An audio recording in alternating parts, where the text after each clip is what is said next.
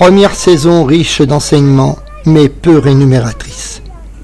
Il va falloir de nouveau continuer les privations pour investir et prendre les locations personnellement.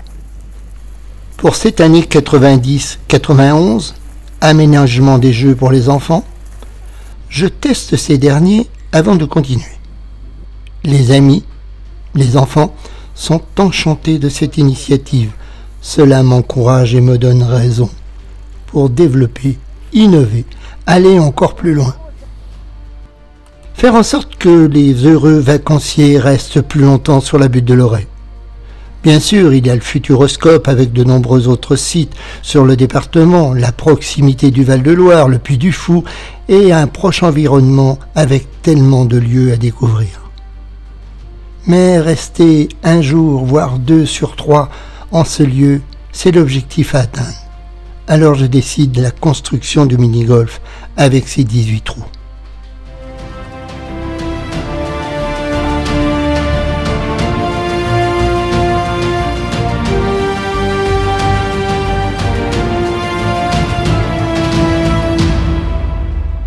Et de ce champ de cailloux, un autre projet est en préparation. Mais comme toujours, les formalités ne sont pas des plus simples. Et c'est grâce à l'intervention du président du Conseil général, avec sa vision futurisme en l'avenir, M. René Monory, de déclarer aux opposants du projet « Vous n'avez pas le monopole du tourisme ». Grâce à l'accord de cette modeste subvention en fin de travaux, plus de notre sacrifice économique, quelques emprunts et mon savoir-faire, que le village va pouvoir exister.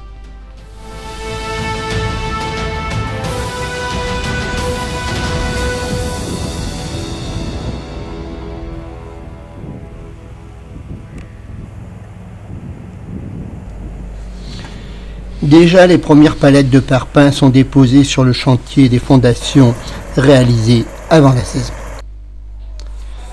Ce soir marque la fin des vacances de cette année 1992. Une soirée festive avec nos hôtes, tous ravis de ces instants privilégiés que nous avons pu leur offrir. L'idée du partage, des rencontres, des activités sur la butte de Lorey prend forme et me réconforte dans cette perspective.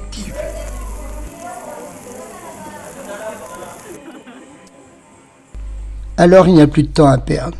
Et nous voilà repartis avec l'aide de Rodolphe comme apprenti pour ce nouveau chantier. Pour vivre en ce lieu très agréable, il nous faut aussi pouvoir y travailler. À la campagne, mieux vaut créer son emploi, entreprendre. Pour moi, il me faut assembler, transformer, employer ces matériaux, béton, blocs de parpaing, charpente, couverture, pour ces constructions. Et cela a aussi la conséquence de créer quelques emplois dans notre région. Ça avait été bien, c'était bien parti. Parfois sous un ciel capricieux, mais les années de mon adolescence passées dans la ferme de mes parents en Gâtine a forgé cette endurance à résister par tous les temps. Conscient de ce bouleversement et sans cesse de me répéter. Modifier un paysage, c'est avoir la sagesse de le rendre plus beau, pour que chacun y retrouve des instants de bonheur inoubliables. 3 mois plus tard, le chantier avance bien. Les couleurs ne tardent pas à recouvrir les extérieurs. Et c'est 3 générations de ma famille qui se retrouvent au pied de l'échafaudage pour m'apporter un précieux coup de main. Après l'hiver, je dis souvent que le printemps accouche dans la douleur. Et quand le rouge des champs s'invite dans la nature, l'espoir revient. Les journées sont maintenant interminables et il n'y a plus qu'1 mois pour être fin prêt.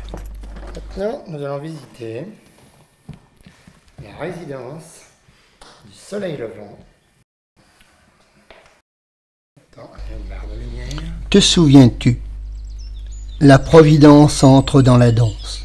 Un flot d'événements découlera de ces décisions et provoquera toutes sortes d'imprévus, de rencontres, d'aides partagées sur ce lieu, tel que nul homme peut en rêver. La saison 93 commence bien.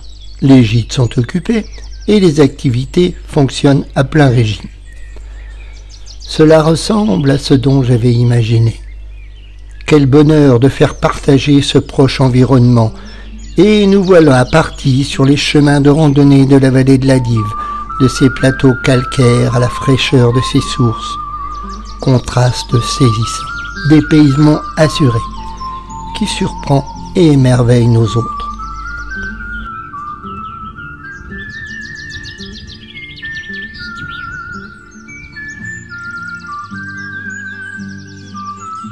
Charles et Sophie, les poneys, avec leur caractère bien trempé, se jettent à l'eau, si je peux dire, pour la plus grande joie des enfants, sous le rire des parents.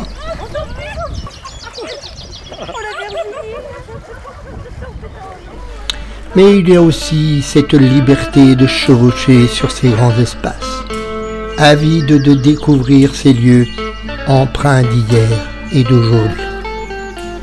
Les soirées rapprochent les uns et les autres, autour d'un verre, en attente du spectacle des jeunes. Et cela commence.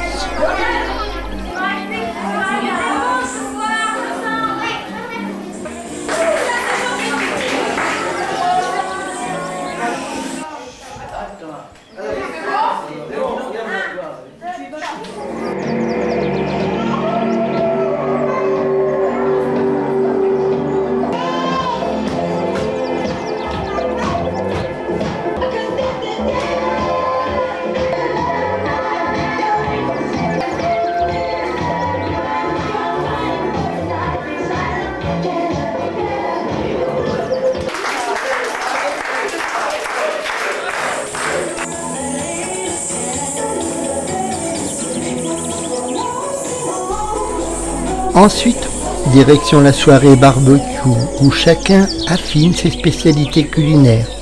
Ambiance festive, joyeuse.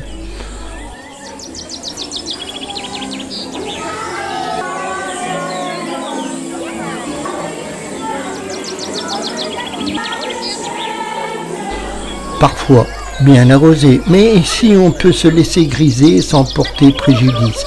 Seule contrainte, pouvoir remonter la butte. Pour l'heure, quelques histoires. Et Nicole n'est pas en reste. Pour aller dans cette chambre, il fallait monter 2 petites marches. Et alors Bernard était assis dans le lit. Vraiment, ça c'est vraiment le journal comme ça à la main, en train de lire ce journal. Et moi, donc, grimper sur ces 2 petites marches. Alors j'étais en porte-jartel noir, tu vois, et lui en musical, assis dans le lit, tu vois, le journal et tout. Mais tu sais, avec les 2 talons. Alors Bernard dit qu'est-ce qui se passe, il se retourne, il me regarde, il me fait t'as payé ça combien? C'est vrai, je reconnais que c'est vrai. Bon, je vais louper certainement quelque chose de encore là.